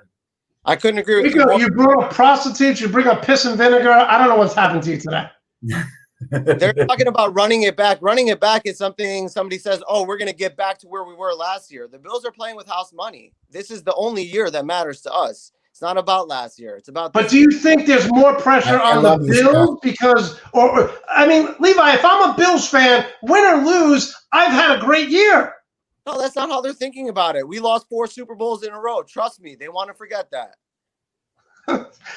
Levi's all fired up today. It's coming at me. I love it. Big day. It is a big day in the life of Levi and Rico.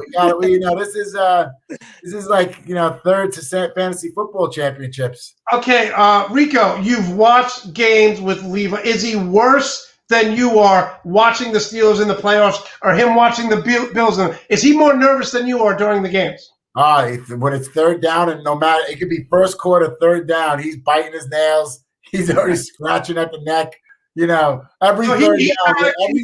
right off the bat. He gets so nervous. Sometimes I get nervous, and before I know it, we're both biting our fingernails, and it's first quarter at 3-0. Are you doing anything? What do you guys do? Does he bring over food? What do you guys do for that? Today we're gonna have buffalo wings and barbecue. That's what we're gonna have. We're doubling down. Levi's buying, or I'm buying, or who's buying? Our fantasy championship duel, the money we have sitting in our account for fantasy football next year. So I have the Chiefs winning this game. I think they win pretty easily. I think the Bills can't run the ball, and the Chiefs will have something defensively. I think Josh Allen this moment is too big for him, and I have the Chiefs winning. Rico, give us a score and prediction. Oh, I think it's going to be 35-27. I think the Bills are going to win. I'm with Levi on this. I think KC is going to be doing what they do, thinking they're going to come back at the end of the game, and they're not going to. Mahomes is a little bit more hurt than they're letting on. His toe is an issue. And you know what? Recovering from a concussion in 6 days is not really, he walked off that field a little dazed. So, you're cloudy. Whether the NFL cared about his concussion or not, they got him on that field. Most players don't get back on the field till 10 days or more. Listen, I think the Chiefs are more concerned with his turf toe than the concussion, and not having a healthy Le'Veon Bell and a healthy Clyde Edwards-Helaire. Williams has provided some relief, but I just think that their skill position players are just too good. They've been there. If they get down 10, if they get down 17, but I will say this. If they're trailing in the fourth quarter, the Bills are the number one team in the NFL in causing turnovers in the fourth quarter, so that should help them. All right, let's talk about Rico. You're 13-6-1. You've done a tremendous job of winning games. You like the Bills there, talking with Levi and Rico on the Full Monte Show.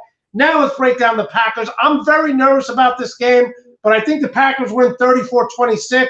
I think Aaron Rodgers and that offense is too much. I think Todd Bowles is going to try to blitz him, and the defensive coordinator for the Bucs, and make mistakes. The Green Bay Packers last week put guys in motion 71% of the time. It's constant misdirection. Look this way. We're going to throw it this way. Break this game down. Who wins and why?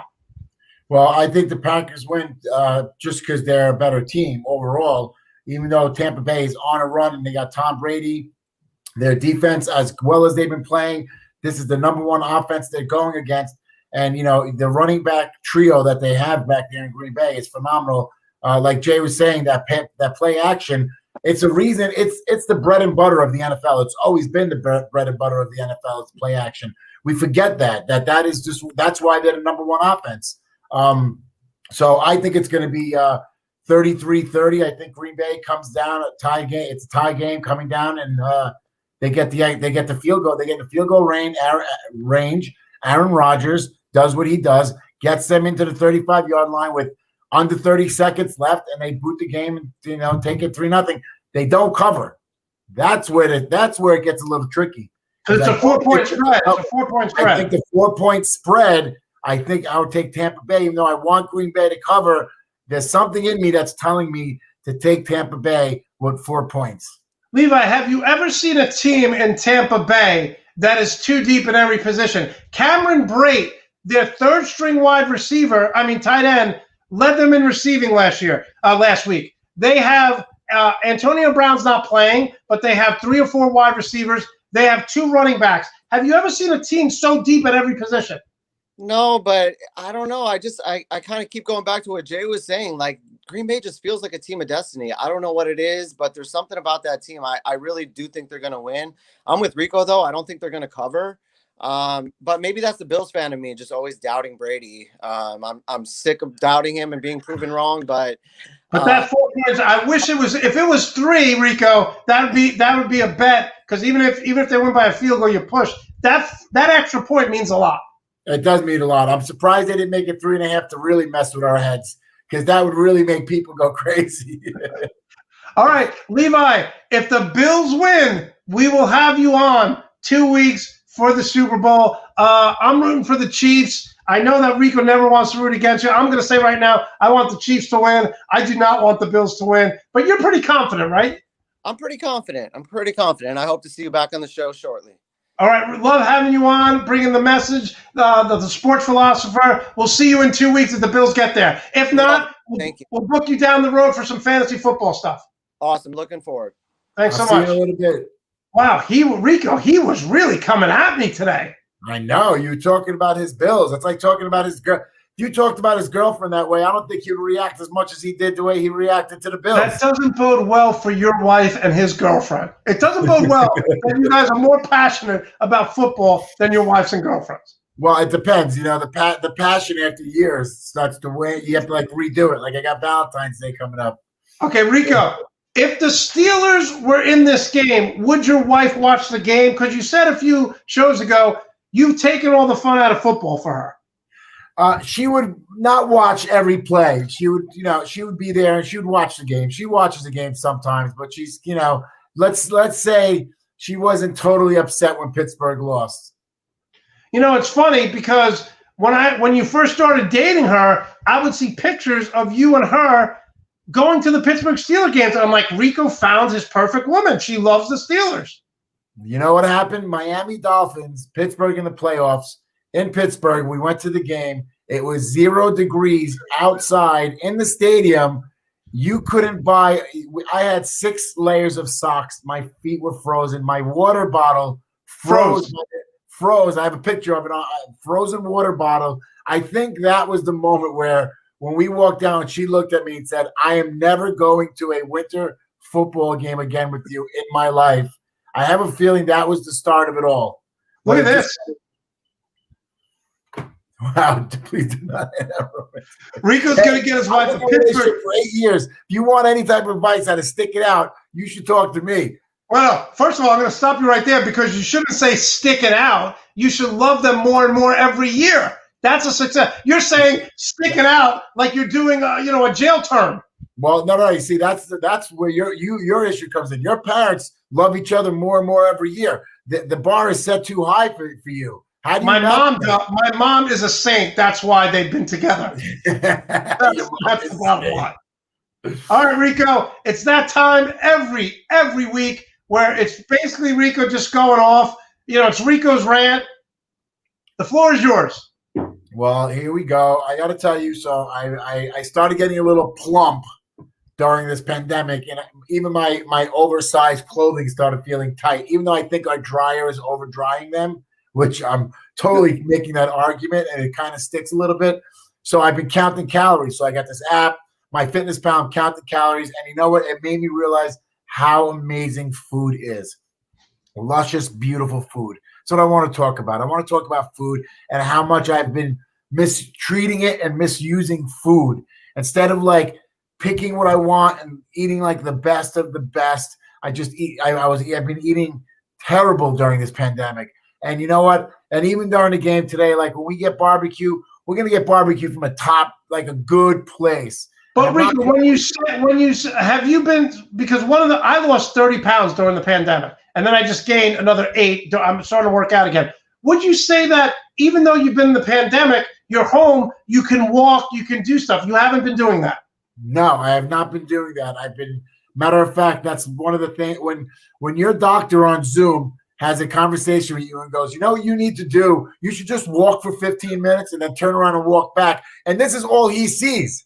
And he's telling you to do stuff that 70-year-olds do. Yeah. Right here. That's it. And he was like, you should just start walking 15 minutes up the street in 15 minutes. He goes, wherever you are, stop at 15 minutes and turn around. And then in a week, add another minute or two. Like he thinks 15 minutes is my max, that I'm going to be at the end of 15 minutes of walking like – so, it made me take a look. It made me go in the mirror and take another look at myself and not blame the dryer, even though I'm convinced my dryer is over drying my stuff. So you're getting food. I always say you should have 1 or 2 days where you just cheat. Like we used to go out to a restaurant every Friday, but because of the pandemic, my brother George is actually coming to Florida, so I'm sure he's going to try to take my parents out to restaurants. But until they get the vaccine, we're saying no because George doesn't believe in it. So George is the best. No, he's not. He's the absolute worst. Yeah, so he's crazy. He doesn't believe in the pandemic. So you're saying that even though you love food and you're doing this diet, can you or this fitness program, can you still eat what you love, or you're saying you have to give up all that? Well, it's not that. It's a numbers game, right? So the other day, Melissa brought home, of course, in the middle of a diet, one of her friends got a Cinnabon and gave Melissa a box of Cinnabon. So, oh my God! Did you just? Right? Oh God! So they're the small ones, but when you go on the app, it's it's Cinnabon. It's a franchise. They have to have a calorie count. There are 400 calories, which is it's like my. You can't eat the rest of the day. It's 25% of my day. But I made the decision that that's what I'm doing that day, so it became an event. Like I had the one from the middle of the box, the icing perfectly, 10 seconds in the microwave. Like food is becoming a love affair again with me. Like I'm falling back in love with it. Like, like it's like when you go on a diet, you remember it's like those intimate moments that I have when I eat now. Not like I was just like when I was like, like an animal, So now I'm back to having like a moment where I breathe. I make sure I'm chewing my food. I breathe while I eat, So you eat slower.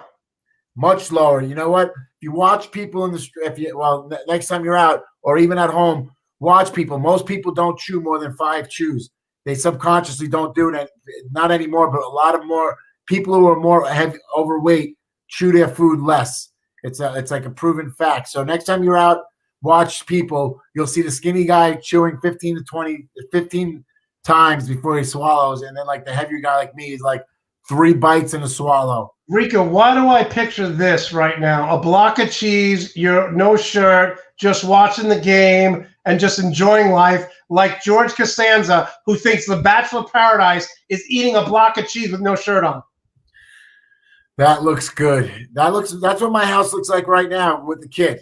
Except instead of all papers on the desk, there's toys everywhere. All right, Rico, listen. We have what we have next week is a bye week, obviously, for the Super Bowl. You have the Bills winning straight out, and you have the Packers winning straight out. The Bills obviously covering. You don't have the Packers covering. I don't have the Packers covering. I have the Packers winning the game by 3. All right. We will see you next week. Enjoy the game with Levi. I will send you pictures of my beautiful chicken and sausage gumbo. You always send me pictures of your food, like I'm some chick in the street. By the way, I posted a picture of me at the gym, and Rico says, I'm posting the picture, and Rico's like, why'd you post that? I do it for myself. I don't do it for women. I do it so I know how many times I'm going to the gym per week. When I look back at a month from now, my timeline, I can be like, oh man, you went to the gym 22 out of 30 days. That's good. Well, whenever somebody asks me, like, who are my fittest friends, I can honestly say you're in the top 3. Like, that means you do not have a good amount of healthy friends. As much as they don't see you, like my doctor, I'm going to pull my doctor. Just realized what you said.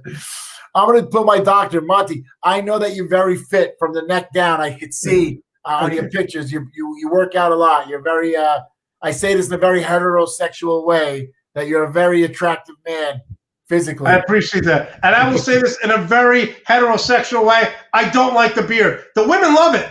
I don't like it. Show us your food. Actually, here's my breakfast. Here's my bagel thin.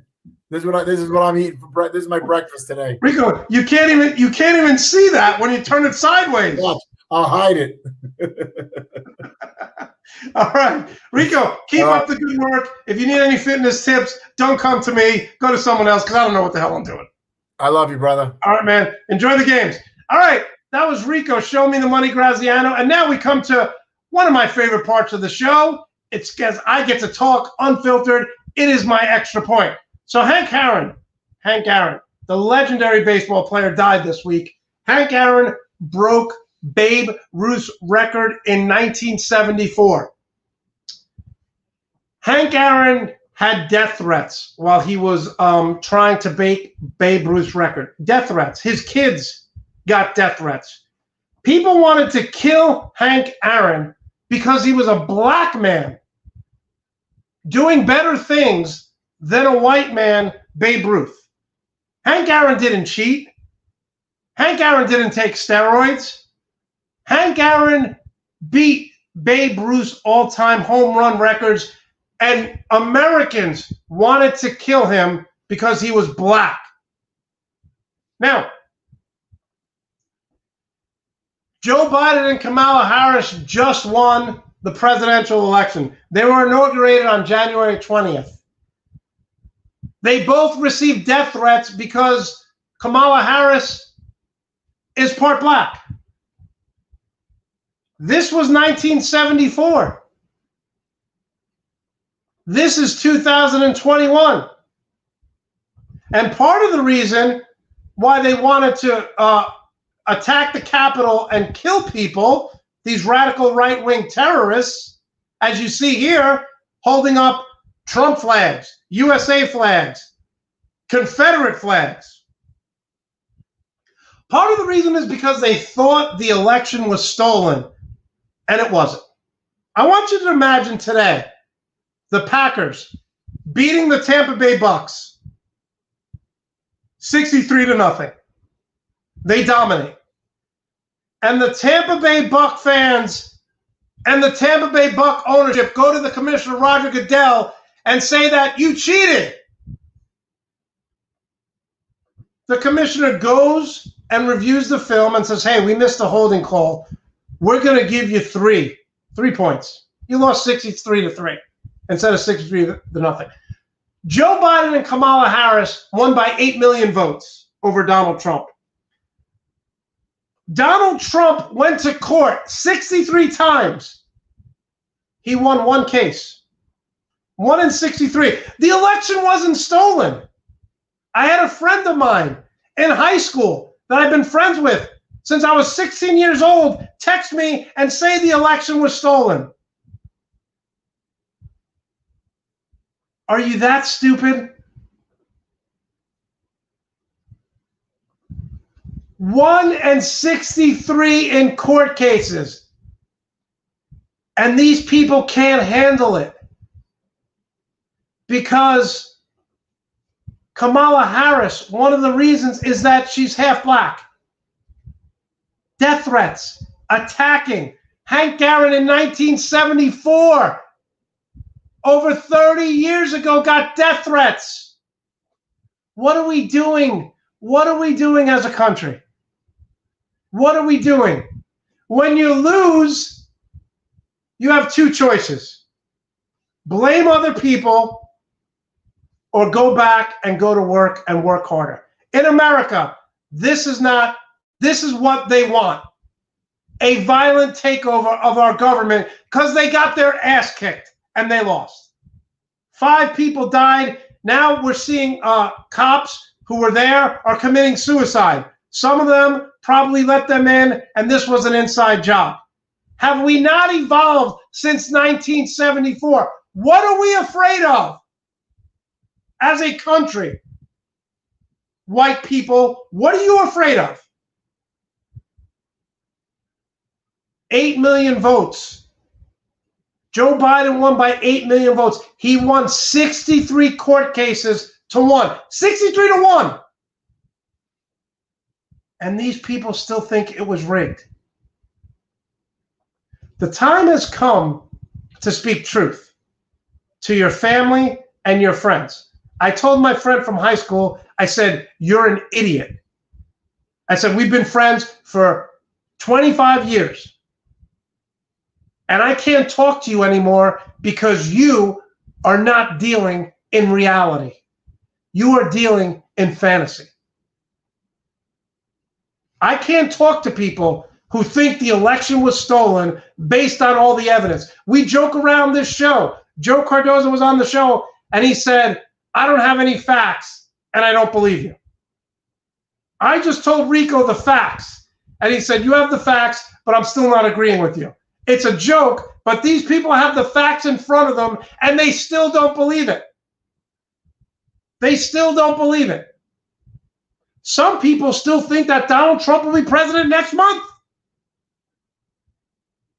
You're living in a fantasy world. You lost the game, and it's time to move on. It's time to move on. I want to thank John Meyer for talking about the Kansas City Chiefs and the Honey Badger. I want to thank the crew of Third and Two Pod, even though Brandon Jackson couldn't join us because he was under the weather. Jay Andrews talking about Aaron Rodgers, Matt LaFleur, and the Tampa Bay Bucks. I want to thank Levi, the sports philosopher, and Ricos, Show Me the Money, Graziano. They both think that Stephon Diggs and Josh Allen will win this game today. I don't think that's true. I think that the Packers win at 3 o'clock, and I think the Chiefs win, and we have a Chiefs-Packer Super Bowl. But most of all, I want to thank all of you guys. You've done a tremendous job of supporting me and this show. Again, we trend number 3 at YouTube. If you like this show, tell one friend, tell one family member, and in the immortal words of Arnold Schwarzenegger, I'll be back.